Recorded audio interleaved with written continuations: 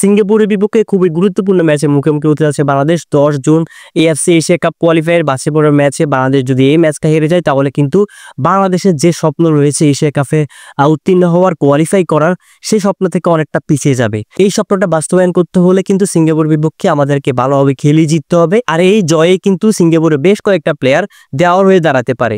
তার মধ্যে অন্যতম হচ্ছে ইকসান ফান্দি কিন্তু সিঙ্গাপুরের অন্যতম সেরা স্ট্রাইকার আর সে কিন্তু খুবই দ্রুতগতির প্লেয়ার।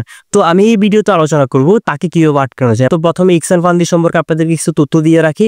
সেটা হচ্ছে ইকসান ফান্দি কিন্তু খুবই অভিজ্ঞ একজন ফরওয়ার্ড। সে বর্তমানে থাইল্যান্ডের একটি ক্লাবে খেলছেন। তার বয়স 26। তার ক্যারিয়ারে 38 ম্যাচে সে 18টি গোল করেছেন। তাছাড়া থাই লিগে তার কিন্তু একটি রেকর্ড রয়েছে, সেটি হচ্ছে 11 মিনিটে 4টি গোল করেছে। তো বুঝতে পারতেছেন সে কতটা ভয়ঙ্কর হতে চলেছে এবং তাকে আটকে রাখাটা বাংলাদেশ ডিফেন্ডারদের কিন্তু অনেক বড় চ্যালেঞ্জ হতে যাচ্ছে। বাংলাদেশের যে ডিফেন্ডারদেরকে সবচেয়ে বড় ভূমিকা পালন করতে হবে তাকে আটকে রাখার জন্য, তো তারা হচ্ছেন প্রথমে তফু বর্মন হচ্ছে একদম পরীক্ষিত সেন্টার ব্যাক, বাংলাদেশে ওই দীর্ঘদিন খেলে আসছেন আর লাস্ট ম্যাচগুলোতে সে ভালোই খেলছেন। তো তফুকে কিন্তু দায়িত্ব নিতে হবে ইকসান ফান্দিকে আটকানোর জন্য। তার পাশাপাশি আরেকজন রয়েছেন, সেটা হচ্ছে তারেক কাজী কিন্তু যথেষ্ট ফিজিক্যাল অ্যাবিলিটি সম্পূর্ণ প্লেয়ার। আরেক কাজের সাথে কিন্তু ভালো ফিজিক্যাল ক্ল্যাশ হতে পারে ইকসান ফান্দির। ইকসানকে আটকানোর বেশ কিছু কৌশল আমি আপনাদের মধ্যে শেয়ার করি। সেটা হচ্ছে প্রথম হচ্ছে ম্যান মার্কিং।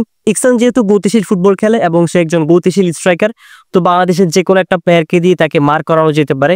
যেহেতু আমাদের Hamza Chowdhury world class footballer, সে ডিফেন্সিভ মিডফিল্ডার পজিশনে খেলবে, তো আমাদের উপরে সমীর রয়েছে, সে একটু নিচে সার্ভিস দিবে মনে হচ্ছে ওই ম্যাচে, তো তাকে দিয়ে ইকসান ফান্দিকে আটকানো যেতে পারে। তো আপনি যদি আমাকে জিজ্ঞেস করেন কোন প্লেয়ারটা ইকসান ফান্দিকে আটকাতে পারে, সেটা হচ্ছে হামজা চৌধুরী কিন্তু ডিফেন্সিভ মিডফিল্ড পজিশন থেকেই ইকসান ফান্দিকে মার্কিং করে রাখতে পারে এবং হামজা চৌধুরী ওই পজিশনটা নিতে পারে যেন কোনোভাবে ইকসান ফান্দি ভিতরে ঢুকতে না পারে। ম্যান মার্কিং এর দায়িত্বটা নিতে হবে হামজা চৌধুরীকে। হামজা চৌধুরী যদি এই দায়িত্বটা নিতে পারেন তাহলে কিন্তু এই ম্যাচে ইকসান ফান্দি তেমন কিছুই করতে পারবে না। এরপর হচ্ছে ডিফেন্সিভ লাইন গভীর রাখা। ইকসান পিছন থেকে দৌড়ে এসে গোল করার চেষ্টা করতে পারে, তাই আমাদের ডিফেন্সিভ লাইন একটু গভীর রেখে তার স্পেস কমিয়ে দেওয়া যেতে পারে। 3 নম্বরের কৌশলগুলোর দিকে সেটা হচ্ছে ফিজিক্যাল চ্যালেঞ্জ।